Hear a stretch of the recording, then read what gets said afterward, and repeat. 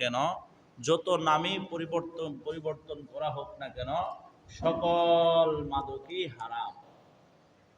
কিভাবে? রাসূল আকরাম সাল্লাল্লাহু আলাইহি সাল্লাম ইরশাদ করেন, কুল্লু মুসকুরিন খামরুন ওয়া কুল্লু মুসকুরিন হারামুন।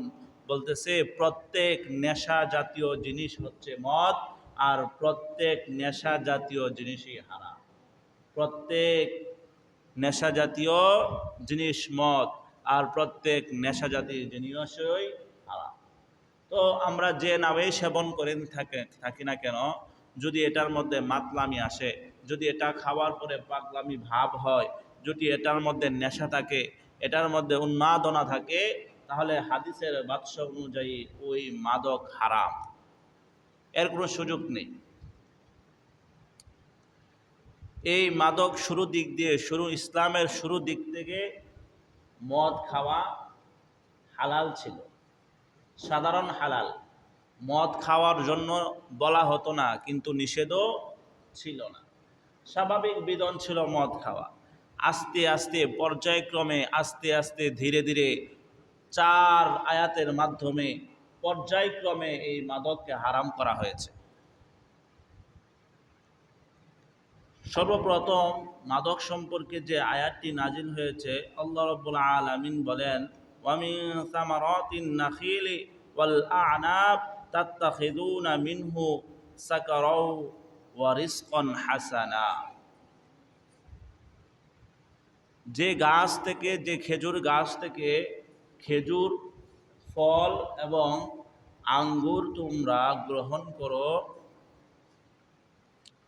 মদ হিসাবে এবং উত্তম রিজিক হিসাবে। সর্বপ্রথম যেভাবে আয়াতটা বর্ণিত হয়েছে যে তোমরা খেজুর গাছ থেকে ফল এবং আঙ্গুর গ্রহণ করো, কি হিসাবে? মদ হিসাবে গ্রহণ করো, আর উত্তম রিজিক হিসাবে। এই আয়াত দ্বারা সাধারণভাবে মানুষের রিজিক কোত্থেকে আসে, মদের উৎপত্তি কোন জায়গা থেকে, এই কথা বলা হয়েছে, কিন্তু নিষেধ করা হয় নাই। আমরা খেজুরের মাধ্যমে রিজিক হয়, আমাদের আঙ্গুরের মাধ্যমে রিজিক হয়, কিন্তু এই আঙুর খেজুরকে প্রসেসিং করে মদ উৎপাদন করা হয়। মদ এটাকে রব্বুল আলামিন আগে রিজিক হিসেবে সামনে উপস্থাপন করেছেন, যে খেজুর তোমাদের জন্য রিজিক, আর এর থেকে তোমরা মদ উৎপাদন করো, এরকমভাবে স্বাভাবিক একটা আয়াত ছিল। যার ফলশ্রুতিতে ইসলামের প্রথম যুগে সাহাবায়ে কেরাম মদ পান করতেন, এবং আরবদের ঐতিহ্য ছিল মদ পান করা। স্বাভাবিকভাবে আমরা যখন অনেক সময় ভাত খাওয়ার পরে পানীয় খাই না, ঠান্ডা, 7 আপ, মুজু খাই কি না, তো এটা সাধারণ রীতিনীতি ছিল। খাবারের পরে তারা এটা গ্রহণ করত, এটা খেত। যেমন আমরা পান খাই অনেকেই খাবারের পর, তারা এইভাবে মদ পান করত। কিন্তু একটা জিনিস যখন গুনার দিকে ধাবিত করে, কিন্তু এরকম ভালো জিনিস থাকা সত্ত্বেও, কিছু কিছু নিষেধ না থাকা সত্ত্বেও কিছু কিছু সাহাবীর মনে এটা একটু খটকা লাগতো, যে জিনিসটা খাইলে মানুষের মাথা ঠিক থাকে না, নেশা নেশা ভাব হয়, এরপরে পরবর্তীতে শরীর দুর্বল হয়, নিস্তেজ হয়ে যায়, যার ফলশ্রুতিতে অনেক সাহাবায়ে কেরাম এটাকে পছন্দ করতেন না। এই অবস্থায় হযরত ওমর রাদিয়াল্লাহু তাআলা আনহু, মুআজ ইবনে জাবাল রাদিয়াল্লাহু তাআলা আনহু, কিছু সংখ্যক সাহাবী একত্রিত হয়ে রাসূলের কাছে গেলেন, গিয়ে প্রশ্ন করলেন, ইয়া রাসূলুল্লাহ, এই মদ সম্পর্কে আপনি কি বলেন? এই মদ সম্পর্কে আপনাকে আমরা প্রশ্ন করি, আপনি বলেন এই মদ সম্পর্কে কি বলবেন? আল্লাহ রাব্বুল আলামিন তখন একটা আয়াত নাজিল করলেন। আল্লাহ বলেন, ইয়াসআলুনাকা আনিল খামরি ওয়াল মাইসির। আল্লাহ বলতেছে, ইয়াসআলুনাকা, আপনার কাছে মানুষ প্রশ্ন করে, আনিল খামরি, মদ সম্পর্কে, ওয়াল মাইসির, জুয়া সম্পর্কে। যে আল্লাহ রাসূল, আল্লাহ বলতেছে রাসূলকে যে আপনার কাছে মানুষ মদ সম্পর্কে এবং জুয়া সম্পর্কে জিজ্ঞাসা করে, কুল ফীহিমা ইসমু কাবীর। আল্লাহ বলতেছে, হে নবী, আপনি বলে দিন এটা হচ্ছে বড় গুনাহ। ইসমুন কাবীর অর্থ কি? বড় গুনাহ। ওয়া মানাফিউ লিন-নাস, এবং মানুষের জন্য এর মধ্যে উপকারিতা আছে। মদ জুয়া সম্পর্কে আপনাকে জিজ্ঞাসা করে আপনি তাদেরকে বলে দিন এটা হচ্ছে একটা বড় গুনাহ, ইসমুন কাবীর, বড় গুনাহ। ওয়া মানাফিউহুমা লিন-নাস, এবং এগুলার মধ্যে মানুষের উপকার আছে। তো কথাটা কেমন হয়ে গেল না? একবার বলল গুনাহ, আরেকবার বলল এর মধ্যে মানুষের উপকার। মুফাসসিরিনে কেরাম বলেন যে ফিহিমা ইসমুন কাবীর অর্থ হচ্ছে, এটা একটা হাদিস দিয়ে নবী ব্যাখ্যা করেন যে এই মদ পান করার পর, জুয়া খেলার পর মানুষের মধ্যে স্বাভাবিক একটা তৃপ্তি অনুভব করে। মানুষের মধ্যে স্বাভাবিক একটা তৃপ্তি অনুভব করে, কিন্তু পরবর্তী সময়ে তার সেন্স ঠিক থাকে না, যা ইচ্ছা তাই বলে, যা ইচ্ছা তাই করে।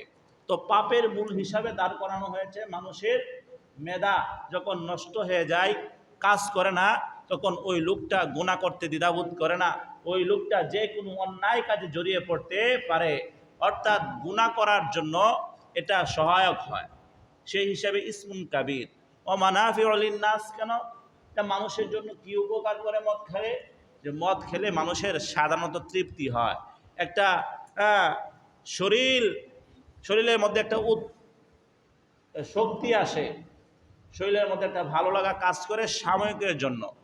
এরপরে আল্লাহ বলতেছে ফা ইসমুহুমা আকবার মিন নাফইহুমা, যে তোমাদের কাছে এই মদটা যতটুকু না ফায়দা দেয় তার থেকে বেশি ক্ষতি করে। এই মদ তোমাদের যতটুকু না ফায়দা দেয় তার থেকে বেশি ক্ষতি করে। তাহলে রব্বুল আলামিন এই জায়গায় দ্বিতীয় আয়াত নাজিল করে, এই জায়গায় সরাসরি নিষেধ করে নাই, এই জায়গায় একটা দিক নির্দেশনা দিয়েছে। কি দিক নির্দেশনা? যে বলতেছে এই মদটা হচ্ছে খারাপ কাজ এবং এর মধ্যে উপকার আছে। আবার পরবর্তীতে একই সঙ্গে বলতেছে এই উপকারটা ক্ষতির তুলনায় অনেক কম, অর্থাৎ ক্ষতি বেশি এর মধ্যে। কিন্তু আল্লাহ সরাসরি নিষেধ করে নাই। 2 নাম্বার আয়াত গেল। এই জায়গায় রব্বুল আলামিন কি করে নাই? মদের কথা সরাসরি নিষেধ করে নাই, কিন্তু কিছু কিছু সাহাবী আভাস পেয়েছেন যে এটা আসলে ঠিক না, আল্লাহ পরামর্শ দিয়েছেন। অনেক সাহাবী এই আয়াত নাজিল হওয়ার পর মদ খাওয়া ছেড়ে দিয়েছে, মদ খায় না, যেহেতু নিষেধ নাই। আবার কিছু সাহাবী ছাড়েন নাই। তো হাদিসের মধ্যে আসছে আব্দুর রহমান ইবনে আউফ রাদিয়াল্লাহু তাআলা আনহু কিছু সাহাবীদেরকে দাওয়াত করলেন। দাওয়াত করে খাওয়া দাওয়া করে একসঙ্গে, আমরা যেমন খাবারের পর পানীয় খাই, আরবরা কি করে তো তৎকালীন সময়ে ওই মদ পান করতো। তখন তো জায়েজ ছিল, সমস্যা কি? আমরা যেমন এখন ঠান্ডা খাই খাবারের পর, তারা এভাবে খেত। এখনো পর্যন্ত আমাদের থেকে আরবরা বেশি পানীয় খায়। মদ খায় কিছু সংখ্যক লোক, যেমন আমরা মুসলমান হয়ে মদ খাই না, তারাও খায়। কিন্তু কিছু সংখ্যক লোক তো মদ খাই এখনো পর্যন্ত, কিন্তু আমাদের থেকে সকলেই অনেক বেশি পানীয় খায়। এটা তাদের পরম্পরায় আসা একটা নিয়ম। তো মোহতারাম হাজরিন, তো বলতেছিলাম হযরত আব্দুর রহমান ইবনে আউফ রাদিয়াল্লাহু তাআলা আনহু সাহাবীদেরকে দাওয়াত করলেন। দাওয়াত করার পরে খাওয়ালেন, খাওয়ার পর মদের আয়োজন করলেন, মদের বৈঠক শুরু করলেন। তো সাহাবায়ে কেরাম মদ পান করলেন। পান করতে করতে নামাজের সময় হয়ে গেল, মাগরিবের নামাজ। তো নামাজ পড়বেন, হযরত আলী রাদিয়াল্লাহু তাআলা আনহুকে ইমামতি দাঁড় করালেন। একটু আগেই মদ খেয়ে আসছে, এখন নামাজে দাঁড়াইছে। নামাজ ফরজ, নামাজ পড়তে হবে। মদ খাওয়া তখন গুনাহ না, কোনো সমস্যা নেই, যখন আমরা ঠান্ডা খাই। তো আসছেন, দাঁড়াইছে, দাঁড়ানোর পর তেলাওয়াত করা শুরু করছেন। তো আমরা জানি যখন মানুষ মদ খায় তখন তার মাথা ঠিক ঠাক কাজ করে না, একটু সমস্যা দেখা দেয়, মাতলামি আসে। আলী রাদিয়াল্লাহু তাআলা আনহু সূরা কাফিরুন তেলাওয়াত করা শুরু করলেন।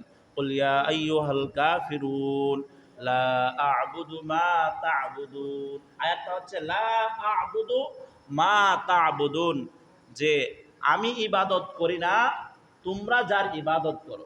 তো আলী রাদিয়াল্লাহু তাআলা আনহু মদ খাওয়ার কারণে এই আয়াতটা এভাবে পড়লেন, আ'বুদু মা তা'বুদুন, লা বাদ দিয়ে পড়লেন, যার অর্থ হয়ে যায় আমি ইবাদত করি, তোমরা যার ইবাদত করো। মানে হচ্ছে এটা যারা বিধর্মী ছিল যারা পূজারী ছিল, মূর্তি পূজারী, তাদের সঙ্গে যখন একটা সমঝোতার কথা হচ্ছিল, আপনারা জানেন এটা তাফসির হয়েছিল, সমঝোতার কথা যখন হচ্ছিল তখন কাফেররা অফার করলো যে তোমরা আমার প্রভুর মূর্তির ইবাদত করো, রাসূলকে বলতেছে আমরা তোমার মূর্তি আর আল্লাহর ইবাদত করব। চলো ভাগ করে নিই, 1 মাস 1 বছর আমাদের মূর্তির, আরেক বছর তোমাদের এই আল্লাহর ইবাদত করব। এভাবে তো রাসূল এটা অস্বীকার করে দেন, লা আ'বুদু মা লা তা'বুদুন, আমি ইবাদত করব না, তোমরা যার ইবাদত করো। তো আলী রাদিয়াল্লাহু তাআলা পেঁচ লাগিয়ে বললেন আমি ইবাদত করব, তোমরা যার ইবাদত করো। তো বলেন আর নামাজ হবে? নামাজ তো হবেই না, বরং এটা শিরিকের পর্যায়ে চলে যাবে কেউ যদি মনে মনে বিশ্বাস করে বলে। এই এই আয়াত যখন তেলাওয়াত করলেন তখন সাহাবায়ে কেরাম রাসূল আকরাম সাল্লাল্লাহু আলাইহি ওয়াসাল্লামের দ্বারস্থ হলে আল্লাহ রাব্বুল আলামিন একটা আয়াত নাযিল করলেন, ইয়া আইয়ুহাল্লাযীনা আমানু লা তাকরাবুস সালাহ ওয়া আনতুম সুকারা, হে মুমিনের দল তোমরা নেশা করে নামাজের কাছেও যেও না, তোমরা নেশা করে নামাজের কাছেও যেও না। লা তাকরাবুস সালাহ ওয়া আনতুম সুকারা, যখন তোমরা নামাজে যাবে তখন তোমরা নেশা করো না। তখন এই আয়াত নাজিল হওয়ার পর নামাজের সময় নেশা করা নিষেধ হয়ে গেল, বাকি সময় জায়েজ থাকলো। নেশা করা অবস্থায় নামাজের কাছেও যায় না, তাহলে নামাজের সময় নেশা করা যাবে না। যেহেতু এই চেঞ্জ ঠিক থাকার না থাকার কারণে সূরা কেরাত ঠিক থাকে না, আস্তে আস্তে ধাপে ধাপে করতেছে। একটা মানুষকে হঠাৎ করে যদি একেবারে টুপি পরায়া মসজিদে নিয়ে আসেন, জোয়াখুর আর মদ খুঁড়ে, জীবনে মসজিদের দিকে আসেন, আসবো, দিনের দাওয়াত দিতে হবে, বোঝাতে হবে, আস্তে আস্তে আস্তে আস্তে তাকে জুমার দিন আনতে হবে, এরপরে বক্তিয়া আনতে হবে, একসঙ্গে করা মুশকিল। তো আল্লাহ রাব্বুল আলামিন এভাবে ধাপে ধাপে বিধান নাজিল করার মাধ্যমে নিয়ম শৃঙ্খলা এবং মানুষের মেজাজ বুঝে বুঝে বুঝে বুঝে নিয়ম করতেছে। তো এই আয়াতের নাজিল হওয়ার পর 3 নাম্বার আয়াত, এটা নামাজের সময় মদ খাওয়া হারাম হয়ে গেল। এর কিছুদিন পর যেহেতু নামাজের সময় খাওয়া হারাম, সুতরাং আমরা নামাজের সময় খাবো না। যেমন আমরা অনেকেই পেঁয়াজ খাই, হ্যাঁ পেঁয়াজ খাওয়া কিন্তু হারাম না, কিন্তু বলা আছে যখন তুমি মসজিদে আসবা তখন যেন তোমার কারণে মানুষ কষ্ট না পায়। এই কথা থেকে বলা হয় এরকম দুর্গন্ধ কিছু নিয়ে আসবা না মুখের মধ্যে অথবা শরীরের মধ্যে, আরেক মুসল্লির কষ্ট হবে। সেই মাসালা থেকে মসজিদে আসার সময় অথবা মসজিদে আসবেন এর আগে পেঁয়াজ খাওয়া নিষেধ। কেন? পেঁয়াজ খেলে আমরা জানি মুখে দুর্গন্ধ হয়, তো আপনার যখন দুর্গন্ধ থাকবে আরেকজন এই দুর্গন্ধ তো পাবে। তো ইজায়ে মুসলিম হারাম আছে, কোনো মুসলমানকে কষ্ট দেওয়া হারাম। আপনার সঙ্গে আরেকজন গাদাগাদি করে বসবে, স্বাভাবিক আপনি যখন কথা বলবেন তখন আরেকজনের কাছে দুর্গন্ধ যাবে। এখন পেঁয়াজ খাইলেই দুর্গন্ধ হয়, বিড়ি খাইলে মনে হয় সুগ্রাণ করে নাকি? বিড়ি খাইয়া মসজিদে আসা যাবে? এখন বিড়ি খাইছে মিলে মসজিদে আসবে না, বিষয়টা এরকম না। ব্রাশ টাশ করে করে মসজিদে আসবে, ঠিক আছে? আবার হুজুর কোয়েন না যে হুজুর বিড়ি কাতা খাওয়ার কথা কইছে, খালি নামাজের সময় না খাইতে, এরকম কিছু করা যাবে না। আপনি এরকম লোক গেঞ্জি 1 সপ্তাহে ধর না, তা আপনি আরেকজনের পাশে দাঁড়াইছেন, তো গরমের দিন ঘাইমে আরেকজনের কষ্ট হবে, এই কাজগুলো করা যাবে না, মুসলমানদেরকে কষ্ট দেওয়া যাবে না। তো বলতেছিলাম কিছুদিন পর ইতবান ইবনে মালিক রাদিয়াল্লাহু তাআলা আনহু আবার একটা আয়োজন করলেন। আমরা কিছুদিন পর পর মহল্লায় একজনে একটা আয়োজন করি না, অমুকে দাওয়াত দেয়, আমরা খাই, আবার অমুকে দাওয়াত দেয়। তো উনিও কিছুদিন পরে আয়োজন করলেন। আয়োজন করার পরে ওই জায়গাও খাওয়ার পর মদের একটা আসর বসালেন। নামাজের সময় না, সমস্যা কি? জোহরের নামাজ পড়া যদি আমরা গিয়া খাওয়ার পরে কিছু একটা খাই, যে আসরের আগেই তো এটা শেষ হয়ে যাবে, তো সেই উপলক্ষে আবার বললেন না সাহাবীরা মদ খাইতেন না, ওই সময় নিষেধ না মদ খাওয়া, খুব খেয়াল করবেন ওই সময় মদ খাওয়া নিষেধ ছিল না। আয়োজন করলো, আয়োজন করার পরে এরকম করে মদ পান করলো। তো তৎকালীন সময়ে আরবদের একটা অভ্যাস ছিল, এখনও আরবদের মধ্যে এটা আছে, ওনারা নিচে বসে সোফার থেকে ওদের পছন্দ করে মেঝেটা সুন্দর করে বসে, এখন তারা ঠান্ডা খায়, বিভিন্ন চা খায়, কফি খায় আর আড্ডা দেয়। তৎকালীন সময়ে এটা আরবদের মধ্যে ছিল, তারা এরকমভাবে আড্ডা দিত। আরেকটা কাজ করতো, তারা বংশমর্যাদার খুব গৌরব করে, বংশের খুব প্রাধান্য দেয়। কিন্তু আমাদের দেশে বংশের প্রাধান্য তেমন নাই, কয়েকটা বংশের প্রাধান্য আছে। এটা টাকা হইলে চৌধুরী হওয়া যায়, বুইয়া হওয়া যায়, খান হওয়া যায়, এটা হচ্ছে টাকার সঙ্গে এখন মিশে গেছে, কিন্তু বংশীয় ঐতিহ্য আসলে থাকা দরকার। বংশের একটা প্রভাব মানুষের মধ্যে থাকে। বড় বংশের পোলা যদি গরিবও হয়, এর চালচলনে ভিন্ন রকম হবে। আবার কোনো গরিব মানুষ হঠাৎ করে বড়লোক হয়ে গেলে ওই আগের চালচলন অভ্যাসটা থেকে যায়।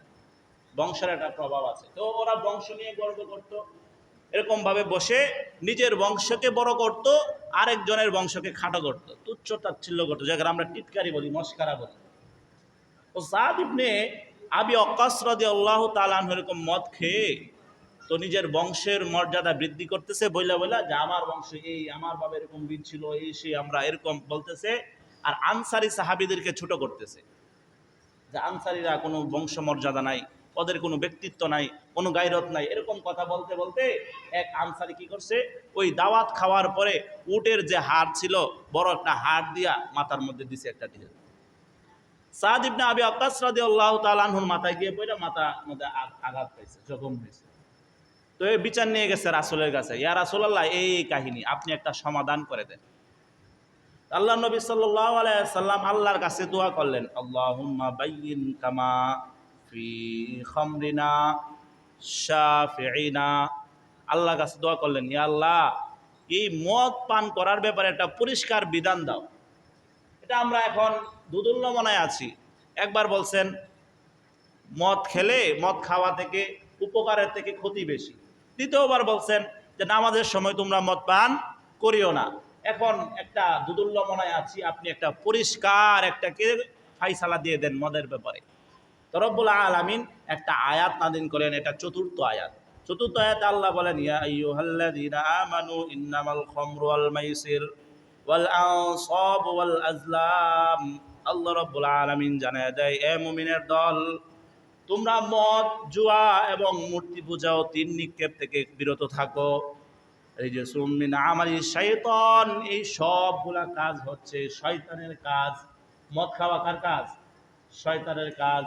জুয়া খেলা শয়তানের কাজ। মূর্তি পূজা শয়তানের কাজ। তীর নিক্ষেপ করা শয়তানের কাজ। তীর নিক্ষেপ করা, আমরা অনেকে আছি না যে অনেক সময় গুলাল বানাই, হ্যাঁ, গুলাল বানাই। তীর মানে তীরেই উদ্দেশ্য এরকম না, গুলাল মানে আমার এদিক সেদিক মানুষের শরীরে পড়তে পারে, এরকম করে ডিল দেয়, মানুষের শরীরে পড়তে পারে। এগুলা শয়তানের কাজ। এই শয়তানের কাজ কয়টা? এই চারটা কাজ হচ্ছে শয়তানের কাজ। আল্লাহ পরিষ্কারভাবে বলতেছেন যেটা আমল শয়তান, এটা শয়তানের কাজ। ফাজতানিবুহু, তোমরা এর থেকে বিরত থাকো। কেন? লাআল্লাকুম তুফলিহুন, যদি তোমরা সফল হতে চাও। বিষয়টা খেয়াল করবেন, আল্লাহ কিভাবে বলেন দেখেন, বাস্তবতার সঙ্গে মিলাবেন। তোমরা এর থেকে বিরত থাকো। কার থেকে? মদ থেকে, জুয়া থেকে, মূর্তি পূজা থেকে, তিন নিক্ষেপ করা থেকে। কেন? এগুলা শয়তানের কাজ। কেন বিরত থাকবা? এগুলা শয়তানের কাজ, কোনো মুমিনের কাজ হতে পারে না। এবং এই কাজগুলা কেন করবা? লাআল্লাকুম তুফলিহুন, যদি তুমি সফল হতে চাও। এখন একটা সফল ব্যক্তি দেখান যে জুয়া খেললে সফল হয়েছে, আছে? মদ খাওয়ার পরে সে সফল, এরকম ব্যক্তি আছে? মদ, জুয়া এই দুইটাই যে আসক্ত হবে, সে নিজে শেষ হবে, স্ত্রী সন্তানকে শেষ করবে, পিতা মাতাকে শেষ করবে, পুরা পরিবারটাকে শেষ করবে। ওই পরিবার তো জীবনে উঠে দাঁড়াতে পারবে না। আবার সমাজ তাকে ঘৃণা করবে, সমাজের মধ্যে সে নিচে থাকবে, রাষ্ট্রীয়ভাবেও সে অপদস্থ, লাঞ্ছিত, হেনস্থা, পুলিশের হয়রানির শিকার হবে। ঠিক না? এটা তো একেবারে বাস্তব সম্পদ কথা। লা তুফলিহুন, তুমি সফল হতে পারবা না। যদি তুমি এই কাজগুলা করো, সফল হতে পারবা না। মুহতারাম হাজরিন, এই আয়াতের মাধ্যমে পরিষ্কারভাবে মদ, জুয়াকে একেবারে চিরতরে হারাম করে দেওয়া হলো। এর পরবর্তীতে আর মদ খাওয়া, জুয়া খেলা জায়েজ রইল না। কথাকার আল্লাহর। তো শয়তানের কাজ। শয়তান কি চাই? আল্লাহ এই আয়াতেই বলেন, ইন্নামা ইউরিদু শাইতান, যে শয়তান চায়, শয়তান এটা চায়, আইয়ুকিআ বাইনাকুমুল আদাওয়াতা ওয়াল বাগদা, যে তোমাদের মধ্যে পরস্পরে ঝগড়া লাগায় রাখতে, তোমাদের পরস্পরে তিক্ততা অনুভব হয়, এরকম কাজ করতে।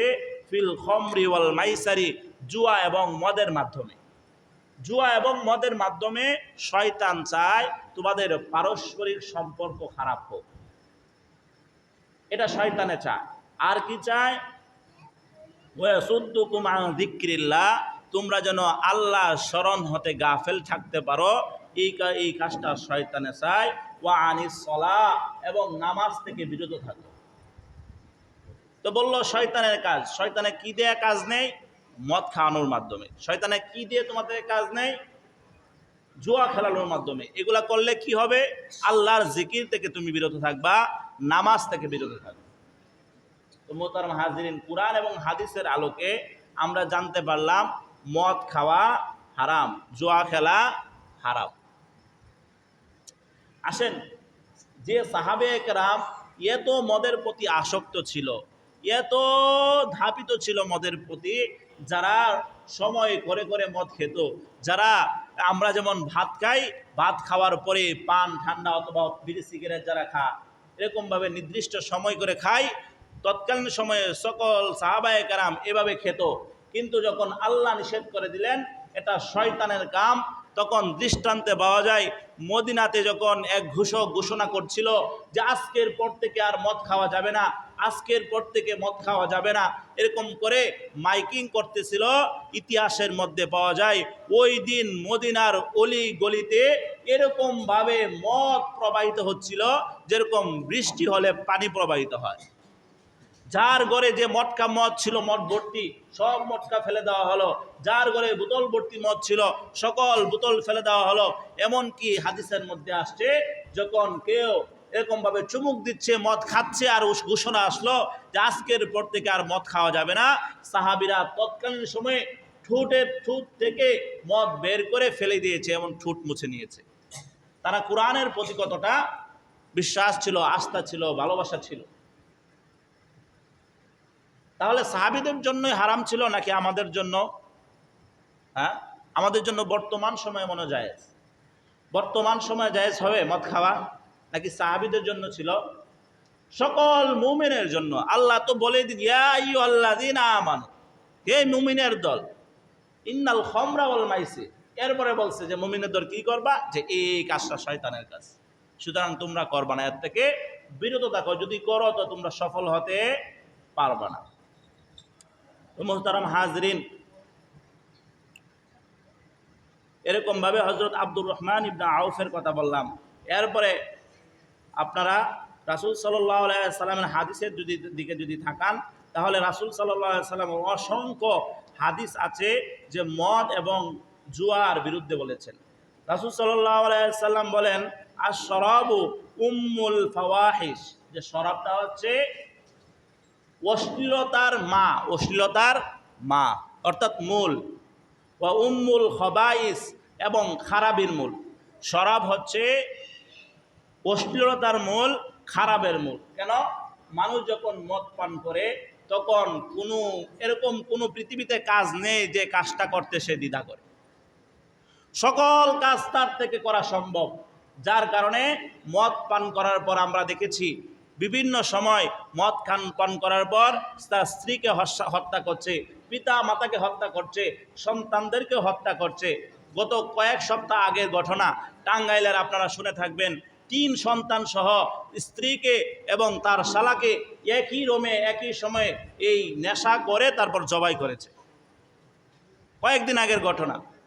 এরকমভাবে কিছুদিন পর পর হচ্ছে। প্রত্যেকটা মহল্লার মধ্যে এরকম লোক আছে, প্রত্যেকটা এলাকার মধ্যে এরকম লোক আছে যারা নেশার কারণে, টাকার কারণে স্ত্রী সন্তানের প্রতি নির্যাতন করে, পিতা মাতার প্রতি নির্যাতন করে। আছে না ভাই?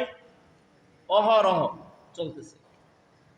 তো মোহতারাম হাজরিন, এই মদ যখন পান করবে আস্তে আস্তে আস্তে মানুষ কুফরির দিকে দাপিত হয়ে তখন আল্লাহ না করুক কুফরি অবস্থায় মৃত্যুবরণ করবে। কেন বললাম? রাসূল বলে, আল ঈমানু ওয়াশ শারাবু লা ইয়াজতামিআন, ঈমান আর মদ, ঈমান আর মদ যে পান করবে এই দুইটা জিনিস একত্রিত হতে পারে না। তুমি মদও পান করবা আবার বলবা মুমিন, হতে পারে না। হয়তো তুমি মদখোর, নয়তো তুমি মুমিন। হয়তো তুমি মদখোর, নয়তো তুমি মুমিন। আর যদি বলো আমি মুমিন, তাহলে তুমি মদ পান করতে পারো না। আর যদি তুমি মদ পান করো তাহলে তুমি মুমিন না। দুইটা জিনিস একসঙ্গে হতে পারে না। সুতরাং আমাদেরকে এই মাদকের বিরুদ্ধে সোচ্চার থাকতে হবে। যারা মদ পান করে। মদ বলতে যত মাদক আছে, ইয়াবা বলেন, ফেন্সিডিল বলেন, ডাইল বলেন, আর যা কিছু নাম আছে, গাঁজা, এরপরে আর কি ফাহিম নাকি, ফাহিম না কি যেন আফগানিস্তানে হয়, এরকমভাবে যত মদের প্রকার আছে, মাদকের প্রকার আছে, সকল মাদককে আমরা না বলবো। এবং যারা মাদকের ব্যবসার সাথে জড়িত তাদের সঙ্গে আমাদের কোনো সম্পর্ক থাকবে না। তাদেরকে অবশ্যই অবশ্যই আইনের আওতায় এনে বিচার করতে হবে, সামাজিকভাবে তাদেরকে হেনস্থ করতে হবে। যদি আপনার ঘরের মধ্যে মাদক সেবনকারী থাকে, অবশ্যই তাকে কঠিন শাস্তির আওতায় আনতে হবে। আপনার সন্তান বলে কিছু হয় না, তাকে ভাত দেওয়া যাবে না, ঘরে স্থান দেওয়া যাবে না, প্রশ্রয় দেওয়া যাবে না। আপনার সন্তান যদি এরকম লোকদের সাথে চলে যারা মাদক সেবন করে, আপনার সন্তানকে তাদের সাথে মিশতে দেওয়া হবে না। যদি এই এলাকার মধ্যে থাকে, এলাকার কর্ণধার যারা আছেন, তারা তাদের বিপরীতে অবশ্যই অ্যাকশান নেবেন। এই জায়গায় কোনো দয়া মায়া নাই, অবশ্যই অ্যাকশান নিতে হবে। যে সেবন করে তার বিরুদ্ধে অ্যাকশান নিতে হবে, যে বিক্রি করে তার বিরুদ্ধে অ্যাকশান নিতে হবে, যারা সহায়তা করে তার বিরুদ্ধে অ্যাকশান নিতে হবে আইনিভাবে। মোহতারাম হাজরিন, এই সমাজকে আজকে মাদক সেবী দ্বারা শেষ করে দিচ্ছে, জুয়া দ্বারা শেষ করে দিচ্ছে। লক্ষ লক্ষ মানুষ জুয়ায় আসক্ত। যত না মানুষ জঙ্গলে বসে কাছের মাধ্যমে জুয়া খেলে, এর থেকে বেশি ঘরে বসে মোবাইলের মধ্যে জুয়া খেলে। এক পরিসংখ্যানে আজকে দেখলাম বাংলাদেশে প্রায় 82 লক্ষ মানুষ মোবাইলে জুয়া খেলে। কত লক্ষ মানুষ ভাই? 82 লক্ষ, প্রায় 1 কোটি মানুষ। যদি 18 কোটি হয়, 18 জনের একজন মোবাইলের মধ্যে জুয়া খেলে। এখন 18 জনের সবাই তো স্মার্টফোন চালায় না, এই চাচারা যারা আছে কেউ চালায় না, নাবালক শিশুরা যারা আছে এরা চালায় না। তারপরে চালায় কারা? যে আসছে 15 বয়স থেকে 25 বয়সের মধ্যে এই সকল যুবক। অর্থাৎ এই হিসাব যদি করেন তাহলে বাংলাদেশের প্রায় অর্ধেক যুবকই এখন জুয়াতে আসক্ত। অর্ধেক যুবক জুয়াতে আসক্ত, মোবাইলের মধ্যে জুয়া, মোবাইলের সকল কিছুর মধ্যে জুয়ার অ্যাড, জুয়ার অ্যাড, জুয়ার অ্যাড। একদিন না একদিন হইলেও দেখি এটাকে কি করে, কিভাবে করে, দেখি এভাবে কিটা কিভাবে করে, এভাবেই কিন্তু হয়ে যায়। তো এই জায়গায় যারা যুবক আছেন তাদের মধ্যে কেউ যদি এগুলা করে থাকেন তাহলে বিশ্লেষণ করে দেখেন, এই জুয়া খেলে কে দুনিয়াতে সফল হয়েছে, আখেরাতে সফল হয়েছে? আখেরাতে মুঠেও না, তাদের জন্য কোনো হিস্সা থাকবে না। আর দুনিয়াতে কে সফল হয়েছে এরপরে দেখেন, না দুনিয়া না আখেরাত, এটাকে বলা হয় খসরত দুনিয়া ওয়াল আখিরা। দুনিয়াতেও তোমার জন্য শাস্তি, আখেরাতেও পরকালেও তোমার জন্য শাস্তি। দুনিয়াও ধ্বংস, আখেরাতও ধ্বংস। এই জন্য যুবকদেরকে অনুরোধ করব, আমরা কেউ এই জুয়ার পথে যাব না। জুয়ার পথে যাবেন তো আপনি শেষ, আপনার পরিবার শেষ, আপনার সমাজ শেষ। আস্তে আস্তে আস্তে আস্তে যাদের মাধ্যমে দেশের উন্নতি হওয়ার কথা ছিল, যাদের পরিশ্রমের কারণে সংসার সুন্দরভাবে চলার কথা ছিল, আজকে ওই সন্তানের কারণে সংসার ধ্বংস, দেশ ধ্বংস, দেশ উন্নতির দিকে আগায় না। কারণ কি? জুয়া। অনলাইন জুয়ার দিকে আকৃষ্ট হব না। এবং মাদক এই পরিমাণ বেড়ে গেছে, আগে ছিল শহরে, এখন গ্রামে গঞ্জে এত অহরহ। এখন শহরে থেকে গ্রামে সহজ বেশি, গ্রামে এটা সেবন করা সহজ বেশি। একটা সময় দেখতাম একজনে বিড়ি খাইলে ওই পলায়া বলায় খাইতো, যে আরেকজনে দিয়ে খেলেব, দেখলে কি করতো, দইটা একটা চটকনা দিত। এখন একজনের সন্তানকে যদি আরেকজনের চটকনা দেয়, ওর বিপরে সালিশ বসাইব, আমার ফুলারা মারছে, মহল্লা মহল্লায় ঝগড়া শুরু হয়ে যাবে। এই আপনার এত আদর, এই আদরের কারণে আপনার সন্তান নষ্ট হয়েছে। বলে দিবেন মুরব্বীদেরকে এলাকায় যে আমার সন্তানটা যে জায়গায় পাইবা উল্টা পাল্টা দইটা থাপড়াইবেন, তাহলে আপনার সন্তান মানুষ হবে। একটা সময় আমরা যখন ছোট ছিলাম, একেবারে ছোট বাচ্চা, মাদ্রাসায় তখন ভর্তি হয় নাই, মার্বেল খেলতাম। তো কোনো মুরব্বী দেখলে এত দৌড়ে দৌড় দিতাম, মার্বেলটা সব ফালায় দৌড় দিতাম। বেশি দিন আগের কথা না তো, আমার তো বয়স তেমন বেশি হয় নাই, মুরব্বীরা আগে জানতেন। আবার গিয়ে মার্বেল খেলতাম, মার্বেল খেলাটা একটু বেশি আমরা জঘন্য মনে করতাম। এখন প্রকাশ্যে বসে চাচা বাপে একসঙ্গে বিড়ি খাইতেছে, কোনো সমস্যা নাই। গাঁজা খাইতেছে, জানে পিতা জানে সন্তান গাঁজা খায়, এরপরে কিছু কয় না। মোহতারাম হাজরিন, আমাদেরকে জুয়া এবং মদ থেকে ফিরতে হবে, অন্যথায় আপনার ছেলের ভবিষ্যৎ ভালো না, আপনার ভাইয়ের ভবিষ্যৎ ভালো না, আপনার ভবিষ্যৎ ভালো হবে না। কোনো গ্যারেন্টি নাই যে রাতের আধারে টাকা না দেওয়ার কারণে আপনার ছেলে আপনাকে জবাই করবে না। পরিসংখ্যান দেখেন, পত্রিকা খোলেন, দেখবেন হাজারে হাজারে পিতামাতাকে সন্তান হত্যা করতেছে, জবাই করতেছে, মেরে ফেলতেছে। যে সন্তানের জন্য পিতা সব কিছু করে, সেই সন্তান পিতাকে মেরে ফেলতেছে। এমনকি মানুষ সবচেয়ে বেশি ভালোবাসে তার স্ত্রী সন্তান, এর থেকে বেশি কাউকে ভালোবাসে? দুনিয়াতে যত মন্দ কাজ করে, আকাম কুকাম করে, সব কিছু করে সন্তানের জন্য। ঘুষ খায় কেন? সন্তানের জন্য, স্ত্রীর জন্য। মানুষ কেন সুদ খায়? সন্তানের জন্য, স্ত্রীর জন্য। কেন ডাকাতি করে? নিজে খাওয়ার জন্য না। ওই যে ডাকাত করে ওর তেমন কিছু লাগে না, স্ত্রী সন্তানের জন্য। যে চুরি করে, স্ত্রী সন্তানের জন্য। সকল খারাপ কাজগুলা স্ত্রী সন্তানের জন্যই করে, করে কি না? আবার সকল ভালো কাজগুলোও সারাদিন পরিশ্রম করে কার জন্য খাবার নিয়ে আসে? স্ত্রী সন্তানের জন্য, মা বাবার জন্য। যার জন্য এত মায়া, এত দরদ, তাদেরকে জবাই করতে বিন্দুমাত্র দ্বিধাবোধ করে না, কারণ তারা তার মানুষ থাকে না। ওই সময় তারা পশুর থেকেও নিকৃষ্ট হয়ে যায়। আল্লাহ বলেন বালহুম আদাল, তারা চতুষ্পদ জন্তু দেখে তারা নিকৃষ্ট হয়ে যায়। ভালো জিনিস যখন নষ্ট হয়, একের সর্বোচ্চ লেভেলের নষ্ট হয়। দুধ হলো সবচেয়ে ভালো পুষ্টিসম্মত খাবার, এটা যদি পয়সা জায়গা, এরপরে এর থেকে বিশ্রী আর দুর্গন্ধ জিনিস আর কিছু নেই। সাদা ভাত যদি নষ্ট হয়, এটাকে পানি দিয়ে ধুয়ে খাওয়া যায়। পোলাও যদি নষ্ট হয়, এই ধুয়ে খাওয়ার আর কোনো ব্যবস্থা নাই, কারণ পোলাওর দাম বেশি। তো যত ভালো জিনিস যত পচবে, মানুষ তো আশরাফুল মাখলুকাত, এটা যখন পৌঁছে যাইব, আল্লাহ বলেন বালহুম আলাল, চতুষ্পদ প্রান্তির একটা দাম আছে, একটা কুত্তা বিলাইয়ের দাম আছে, একটা শুকুরের দাম আছে, কিন্তু এই মানুষটার আর দাম নাই। একটা বিড়ালের বাচ্চা তার বাচ্চাকে নিয়ে দেখবেন মুখের মুখে কামড় দিয়ে কেমনে দৌড় দেয়, নিরাপদ স্থানে রাখে। একটা মুরগি দেখবেন তার ছানাগুলা সুন্দর করে গুছায় পাকার নিচে জাপ্তা দেখে। একটা কুকুর দেখবেন তার ছানাগুলা কিভাবে আগলায় রাখে। কিন্তু একটা মানুষ তার সন্তানকে জবাই করে ফেলতেছে। কি কারণে? এই জোয়ার কারণে। জোয়ার টাকা নাই, স্ত্রী সন্তানের জোয়ার টাকা দেয় না, এই কারণে স্ত্রী সন্তানকে জবাই করতেছে।